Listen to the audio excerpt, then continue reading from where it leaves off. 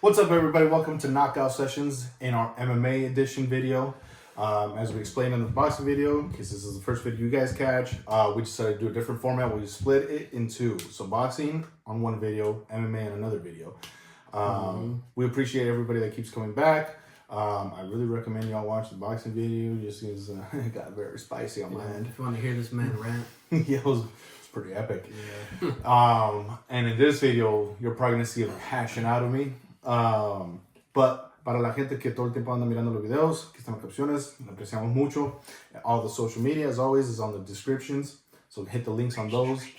Y'all already know, though, it's the Octagon time. I get cooking. And we start with a preview of UFC 313.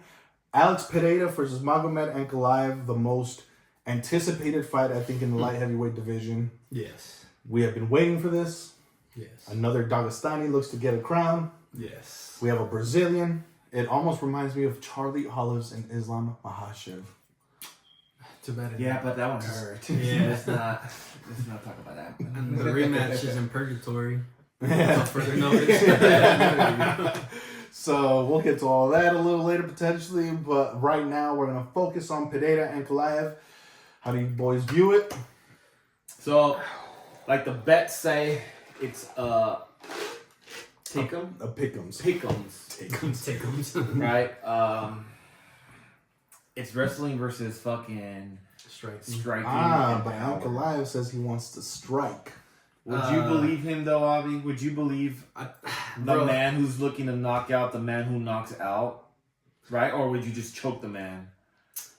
If he's smart, he'll choke the man. But I think this guy is trying to pull a Jamal Hill of like, nah, I'm gonna beat him at what he's the best at because I got it like that and I'm Russian. I have a big cock. Whatever. I don't. Like, I mean, that's kind of how Ankalaev walks around. Like, he's the main man of that weight division. The boogeyman. So, anyways, Ankalaev, basically, he's kind of treats himself like he's already the royalty of the light heavyweight division. Boogeyman. Like, the whole reason why the fight didn't get made the first time around is because he wanted to call the shots when he's not the shot caller. Yeah. And then now he's kind of pulling a Jamal Hill talking about, like, I can beat him at his own game. Which, again, bro, like, you're going to become a... But is that mind games, though? That's the question. Because what if Alex is going in there thinking, oh, this motherfucker's going to strike, and then... He's not. He's not. Choked out. If you watch the UFC countdown, Pereira specifically said he says he's going to strike with me. He can go ahead and try. If he tries to wrestle with me, he's going to be surprised. I feel like... okay, but do you really believe that? Do you really believe Alex can handle the wrestling? Glover Teixeira teaching him all these Do years. you really believe that, Avi? Because I know he's biased, so I'm asking you again. You are balanced, right? Okay. I'm biased, he's biased, so you're the balanced. Do you truly believe that? See, I think that Pereira's definitely got improved takedown defense, but he's never gone against a pure wrestler. So... It's tough to say, but honestly, I think that if Ankalaev does choose to wrestle, I think he's probably going to get the better of Pereira. But I do think that Pereira, just based off of training with Glover Teixeira, I think every time he gets taken down, he'll probably be able to get back up. So he'll have the whole mask with all defense. So as long as he can just manage to stay on his feet somehow, some way. Oh, he's going to knock him good. out. Okay. Yeah, and... if you watch the analysis of Ankalaev's career, he fought Jan Blachowicz for a title fight. Yes. It went to a draw. That's why he was in purgatory, because Dana White was pissed at them. Right. And if you watch his fight against Alexander Rakic, leg kicks hurt Ankalaev. That is true. He was kicking his foot right out from under him like bad. And who has baseball bats for legs? Yeah. Shama. So 2 severe leg kicks, he's shooting a takedown. Yeah. Also, it's a little off topic, but I just want to bring this up. Did y'all see the clip of Izzy speaking with Pereira and his trainer? Mm-hmm. No. Interesting things might be cooking up soon. It seems like Izzy might be having a little training camp with Pereira. Goku Vegeta. Literally, yeah. Like, because it was the DDP fight. Mm-hmm. They were both sitting together at the fight, and they were just chopping it up. And there's an interview in the press conference where they asked Izzy, what's your thoughts on Pereira and Ankalaev? And all he said was, Shama. Walked on. Yeah. So there you go. There's literally it.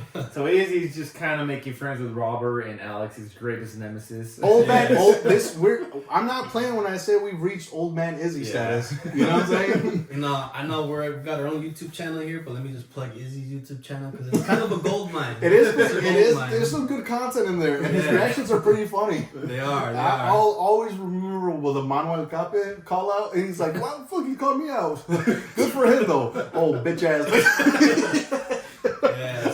But his quote's not mine. I'm like, but according to Izzy, the training footage is gonna be on his channel. So, Freestyle Bender. I need fight reactions out of Pereira and Izzy when they watch I don't know, John Jones versus Aspinall. Ooh. You know what I'm saying? Bro, if we have the tribunal, the Rob, Izzy and Pereira just chilling. Rob's probably just gonna be staring at Pereira like, "Why are you so big?" Look at the fucking size of him, man. He's a monster. So he transforms into his Parker family. But to bring it back in, I think Pereira has obviously the stand-up chance with him, and I think he will surprise, like you said, in the ground defense. I don't think he's gonna be listed like jiu-jitsu master that's gonna like put him in a guillotine and tap him out. If he does that though, holy shit. Like Pereira's different. That would be. But if it does, what's your reaction? We will come for you. Come on, Ilia. But I fully expect Pereira to take advantage of it. I think it's his hardest fight, so it can go south fast. I'm not blind to the fact. Ankalaev is like the toughest stylistic test for Pereira. It's not the biggest thing, but it's a stylistic test. And the reason I'm excited for this fight is because Ankalaev is a good dress rehearsal for John Juan or John Juan. Tommy Aspinalli. Tommy fucking show me. You know, we'll see what happens. Can you imagine if Ankalaev goes for a takedown and he eats a flying knee? That'd be. Oh God, that'd be interesting. That would be interesting. I'm just saying ways around it, but I personally think Pereira gets it done. Round 4 KO. Oh, okay. Round 4. Interesting. Because Pereira has proven that when he can time you and figure you out, it's over. Yeah, but the problem is, what if they figure him out first? That's what we're looking for. This fight is because you said it, toughest fight, very fucking one style type of dude. You know what this fight This reminds is me of? what Pereira really struggles with. Like In terms of styles, Mm-hmm. Masvidal Usman won. I can kind of see it, yeah. You know, where you have like this style, he stand up much better than this guy. Great defense potentially. Because Usman did struggle to take him down. But ultimately, Usman imposed his style on Masvidal. and knocked him out. No, that was the second fight. Usman does still have that little striking in him too, kind of like Ankalaev. He's more of a striker, Exactly. but he can wrestle. So, for all we know, Ankalaev can knock out Pereira. Mm-hmm. Both men have shown their chinny. Mm-hmm. Yeah. So, I will say, I think that the fight might go to round 5, but I think it's gonna be a case of Pereira was losing and he gets the crazy knockout. Mm-hmm. Yeah, like I think it's probably gonna be like he ate too many takedowns and then last minute just fucking Pulls sends it off. Yeah, That's good. Okay. What's your thoughts, sir? I was literally the first one that said this is pick'em. You know? So you just I think it's who, like you said, whoever fucking imposes their style first. So it's a pick'em fight. Who came more prepped? Did you come prepped to fucking for those leg kicks and the fucking jaw breaks? Or did you come prepped for fucking not getting choked? The story of the fight is going to be what does Ankalaev choose to do and what does Pereira do about it. That's literally the story of the fight. 100%. Now, in the co-main event, it only gets better for me, baby. Originally scheduled was Justin Gaethje versus Dan Hooker. I was actually still excited for that fight. I said to myself, finally, a fight where I look at Justin and I'm like, I pick you. I choose you. Because Justin's always fighting guys that I like, such as Max Holloway, Charles Oliveira, even Michael Chandler. I was like, it's a pick'em. I like both guys. But Justin versus Hooker is the first time I looked at Justin where I'm like, either this can be a great bloody fight or Justin's going to have Dan Hooker as a punching bag. Dan Hooker, unfortunately broke his hand in sparring because he He hit a sparring partner on the head. Not revealed who it was, but I'm willing to bet it was Alexander Volkanovski's head. The chrome dome. You know what I'm saying? So Dan Hooker is out. Dan Hooker is out. They had to get a replacement fast on a 2-week notice. Some names that popped up were Dustin Poirier, Charles Oliveira, Arman Tsarukyan. Ilia Topuria. No. That would have been interesting too. I'm just saying. And I believe it was Mateusz Gamrot. Gamrot said no. Of course. Tsarukyan said he's overweight. Charles was not revealed what he said, but obviously it was no. And Poirier, which was later confirmed by Gaethje, said he was willing to do it, but he didn't get the phone call from it. The UFC wasn't trying to get the call to Poirier for that, because Poirier is probably going to have his retirement fight in June or July. Right. The man answered the call. Rafael Adaman Fiziev, baby. The rematch from UFC 286. If you haven't seen that fight, I highly recommend you go and watch that fight. That is a great fight. Me and him saw it. That was a really good fight.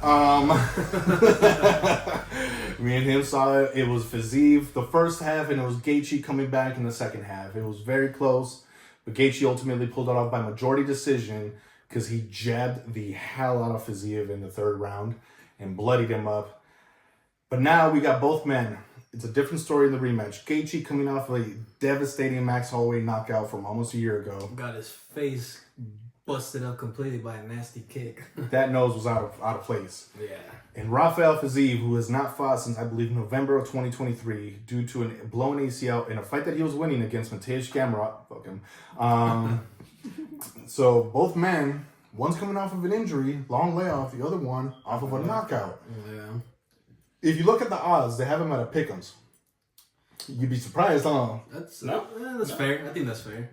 Gaethje, Because the last fight was pretty competitive. Gaethje 35 years old now, and Fiziev 31 years old now. How do you think this goes? I think a good I think experience comes to play here. Which happened in the first fight. Is the experience gonna be enough from Gaethje to fucking make sure he adjusts? I don't know. Like you said, his body's gonna start catching up to him. True. Or is the experience that Fiziev had gonna fucking... It's a pick-up fight, I don't know. It's a pick-up fight. I see you pick me, I pick you, we pick each other. I feel like Fiziev's career can go one of two ways here. Because he's 31. He had a long layoff and he's come back from that knee injury. So it's either he can go the Tom Aspinall route, where it's like he blew his knee out and he came back better than ever and had something to prove. And it's just an absolute tear. Or Fiziev can become that guy who's just a good competitive fight to see where you... A BMF type fighter. Exactly, but he never really ascends the ranks. Like a Masvidal. Yeah, in a sense, yeah. But I will say, I honestly like Fiziev's odds in this fight. I'm not going to lie, just because that first fight that they had was competitive. And honestly, in that first round, he was really bashing Gaethje. Yeah, like he could have potentially knocked Gaethje out. But I think the problem he had was he didn't pace himself. And then, Gaethje's skill and experience kind of showed after that because he had the perfect game plan to dominate the rest of the fight. But I think Fiziev learned his lesson after that fight, not to be so gung-ho and, like, trading, like, nonstop. And then, also, I mean, Gaethje doesn't wrestle. So I think this is the perfect fight for him to come back to. Well, he got that takedown in the first fight. Remember, it was out of nowhere in the third round. That's true, he did. Fiziev made Gaethje, oh, you're a wrestler now. You're a wrestler. It's kind of ironic since he was originally a wrestler and then just became a full-time striker. But yeah, so I mean, at least with this, he doesn't have to strain that knee too much, with this crazy fucking takedown defense flying around the whole octagon. So, I think this is a good fight. Come back to. Since the first fight when they met each other, Gaethje went on to knock out Dustin Poirier and win the BMF title at UFC 291. Then he had that loss with Max Holloway. But if you look at it, between March 2023 and March 2025, Gaethje's only had the Poirier and Max Holloway fight. So he takes long layoffs. He does. And Fiziev, after the Gaethje fight, he went on to fight that same year against Mateusz Gamrot, but blew his ACL out, so he was out for the entire 2024. I think going into this fight, one is looking at his knee going, am I good to go? After a year and a half long layoff, am I good to go? And the other one's looking at his chin. do I still got it at 35? Yeah. Because I'll say this, the difference between Fiziev and Hooker could have made Gaethje frustrated.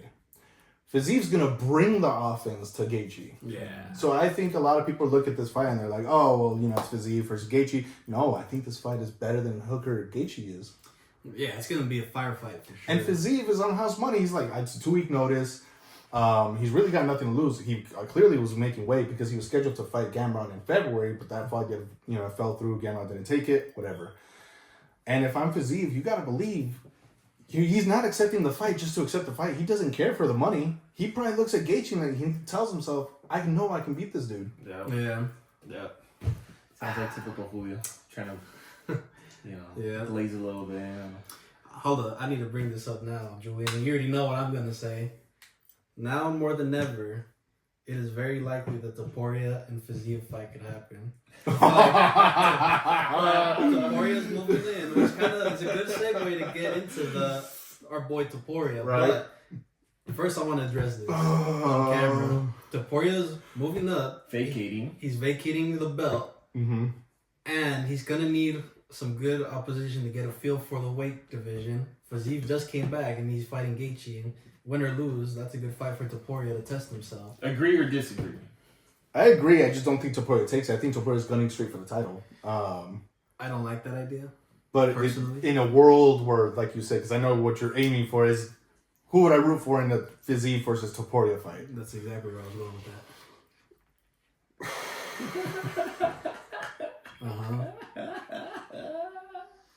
You're Fiziev. You're too cash cow. Fiziev. What? Fiziev. Wow. Fiziev. Because he's bigger? I'll bet you on that one. I know you. I'll bet myself on that one. I'll bet the house on that like one. it is literally like this of like the only person that can trump both of them right now is maybe Alex Pereira, but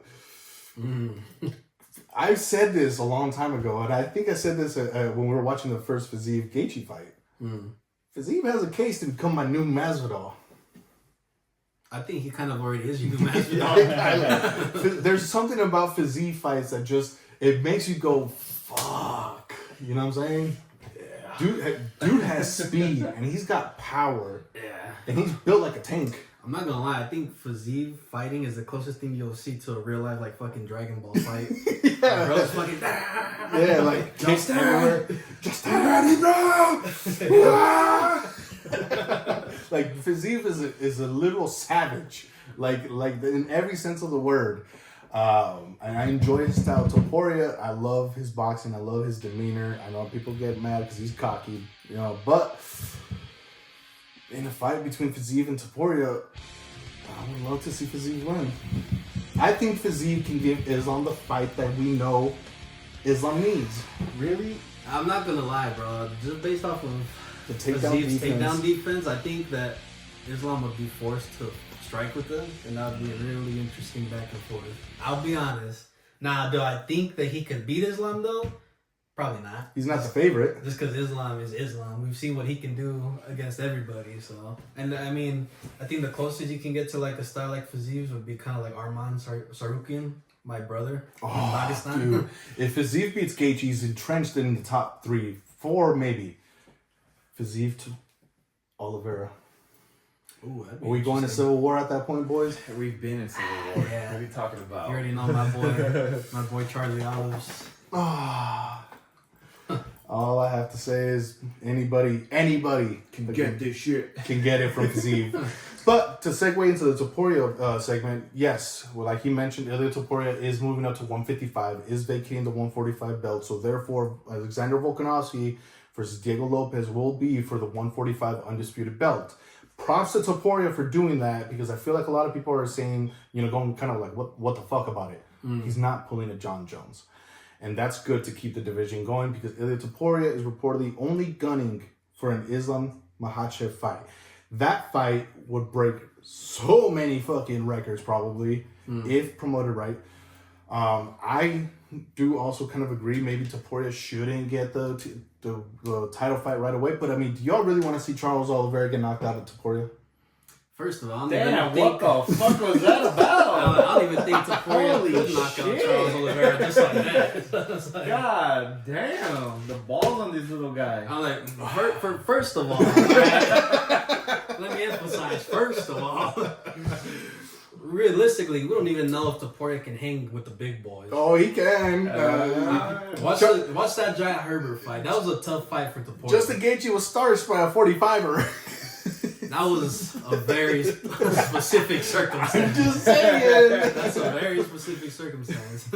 You know, like He technically opened himself up to hype up the fight, but it is what it is. Max Holloway fought the perfect fight, and Gaethje did the wrong moves at the wrong time. So, you know, I don't know, man. I don't know. Hey, if I'm Topuria, let's say Dana by force tells him, like, hey, thank you for vacating the title, but you need a qualifying fight. If I'm Topuria, I'm only looking at two names. Okay. Charles Oliveira and Arman Tsarukyan. Okay. And I think both of those fights are tough fights for him. I agree. And I think he beats both of them.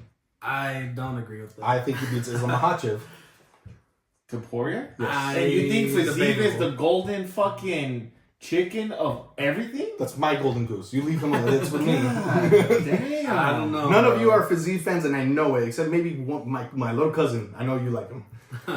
I'll say this. If Topuria were to knock out like a Fiziev or a Charles or an Arman, then yes, he is the chosen one. But I think he has tough fights from all of these guys.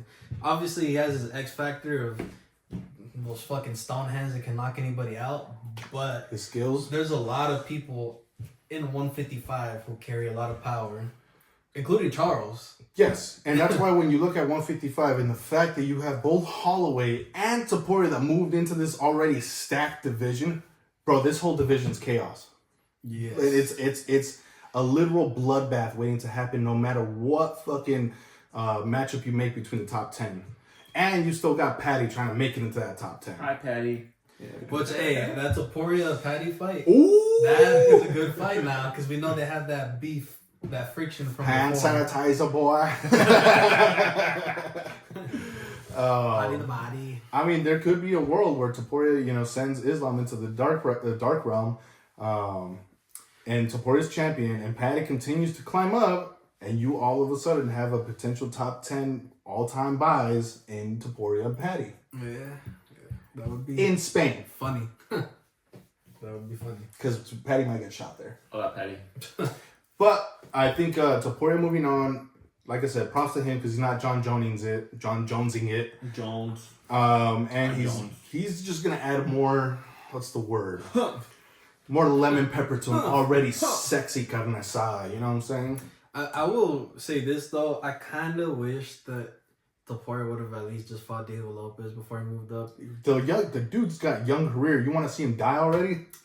I mean, and then you could Regardless, really... Diego Lopez is gonna fucking get a potential big name under his belt, fucking pound for pound king for the longest. Like, Yeah. he's not losing by taking Alex off. No, he's not. If he wins. He's Wait, not. it's Diego Lopez or Volkanovski? I haven't seen Volk in a long time. We have to see how he looks. Yeah, he's been out for a while, but I will say, if Volk beats Lopez, he should just retire, bro. Please. You don't want to see the Tony Ferguson part of his No. career? No, he's got a good cooking channel on TikTok. I think he'll be fine. Which he invited Topuria to. He's homies with Izzy. They can just become the two old guys who Yeah. record on YouTube, and we all like them. Like, Volk has nothing to prove anymore, bro. Like, he's the GOAT of his division. He's the GOAT. Shut up. Stop him. He's the GOAT. Max Holloway does put a good. He does, but bro, he beat Max like 3 times. And Jose Aldo has the most title defenses. Yeah, and Jose Aldo also had his kind of run as the Tony Ferguson of that weight Yeah, class. but he's made a good comeback. He has, but he's like 48, bro. Like, let Aldo rest. He had his time. Let Either Volk way, rest. Volk, he's like the number one of the Mount Rushmore. Each of those guys has their own kind of fucking, Yeah. Stories. Their own stakes, maybe one over the other, but It goes back to, are you a Naruto fan or are you a Takashi fan? exactly. Takashi. Takashi. So Volk beats Diego Lopez. He's definitely got nothing left to prove at that weight class. That weight class, honestly, now that they've lost Topuria and Holloway, it lost a lot of star power. Because after that fight, what's really going to until a new start comes to fruition. I mean, that's the way life works. Yeah, there's gonna be another guy next up. It was Topuria, but he doesn't want to make weight no more. So did you guys see the video of him making weight? Dude was dying. Like he was like fucking those sweatsuits, fucking sauna. Like, dude was starting to cry in pain, drinking wine and shit. Yeah, like it's sad to watch because you know a lot of fighters go through that. You know what I'm saying? Honestly, I will say, and he did look like really scrawny. Like, compared to when you see him, like, in, Have you seen that video when he's in the press conference and Dana puts a glass of water right in front of him and he's just like... That's fucked up. Yeah, bro, like, honestly, I'm not gonna lie. You see him, like, when that fight at 155, he looks beefy as hell compared to competing at 145, so you know what, fair enough. I think he's a little bit smaller frame compared to a lot of other 155ers, but he does seem to fill out a lot easier. Well, we've seen small frames kind of succeed at 155. When you look at like Frankie Edgar, you look at Chandler, he's a little on the smaller side. You got Max Holloway, who's tall, but he's not very beefy. Yeah. But he looked like a world beater against Gaethje. Yeah. You know what I'm saying? Yeah, so I mean, he'll fit right in, but yeah, you know, fair enough. But yeah, like I said, we'll just retire, bro. So my assessment, if Topuria does not get the title fight, but if he does get the title fight, we're definitely watching.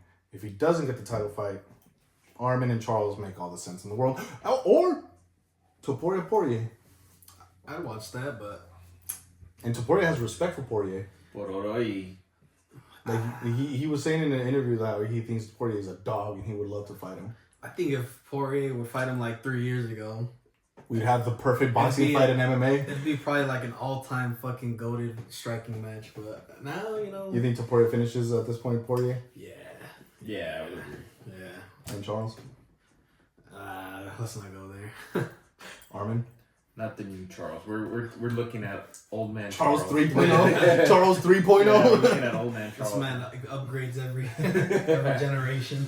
Which, thank you for everybody that's shown love to that Topuria video on our IG. That is our most viewed, most liked, most commented. Like, it is the GOAT video for whatever reason. It's still popping, so appreciate it, you guys.